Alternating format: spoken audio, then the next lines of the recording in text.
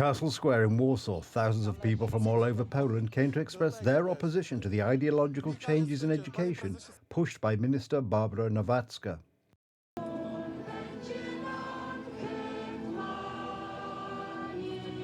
The issue is the introduction of a new subject, health education. Under this name is a curriculum for sex education and gender ideology. The rulers want children in the 4th grades to learn about autosexual behaviour, among other things.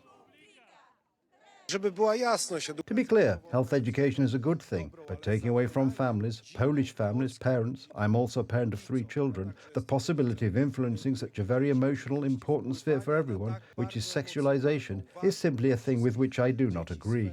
Neither do the teachers and, above all, the parents, who look on in horror at the direction in which Polish schools are heading. As a mother, I categorically oppose such ideas. I think they are harmful and depraving to our children. Yes to education, no to depravity, was the main slogan of Sunday's protest. I'm a father of 3 children, and I don't feel like the children. I feel like it sounds an education at a high level, not that it's an ideological thing that's pushed into the children's heads.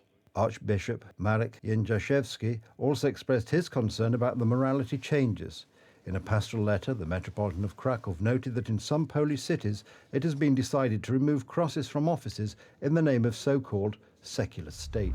We also know that along with this idea, which is so contrary to our national tradition, there are plans to limit religious instruction in schools and at the same time to introduce a compulsory subject for all students, in the programme of which, in the name of health, the minds and consciences of even young children will be depraved.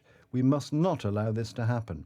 Participants in the protest sent a clear signal to those in power that there is no consent to disregarding the voice of parents when arranging the curriculum in schools. This is a very important impulse, and I think that those in power should take this into account.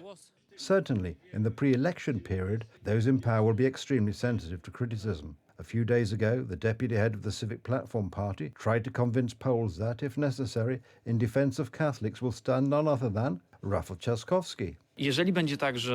If it will be the case, for example, that Catholics in Poland will be in a situation where they need his care, he will defend Catholics. Cezary Tomczyk showed a peculiar sense of humour. Rafał Trzaskowski, as the president of Warsaw, is spearheading a cultural revolution in Poland, which is symbolised by his decision to remove crosses from the capital's offices. Clear guidelines say that in those spaces where Warsavians and Warsaw residents are served, those spaces should remain neutral. The vast majority of Poles still declare themselves to be Catholic. That's why during the election pre-campaign, the Civic Platform candidate is denying his earlier decisions. No cross was taken down. The decision was only made for the future. The facts, however, are different. As recently as August, the cross was on the wall during a session of the Włochy District Council in Warsaw. Then it disappeared in September, only to return to its place in October, when the deadline for the election of the mayoral candidate of the Civic Coalition was approaching. The Citizens' presidential candidate, Dr. Karol Nawrocki, criticises Trzaskowski for fighting against the cross. He points out that the symbol has a unique meaning in Polish culture. We want to unite Poles, but uniting Poles and ending the Polish-Polish war means as much as building a national community around our fundamental values. And such values as Christianity expressed in the sign of the cross, which the president of the capital is pulling down from offices, is part of our national identity. And this is what I don't agree with, to fight with and against the values we love. Meanwhile, the government has been consistently implementing the demands of the LGBT community.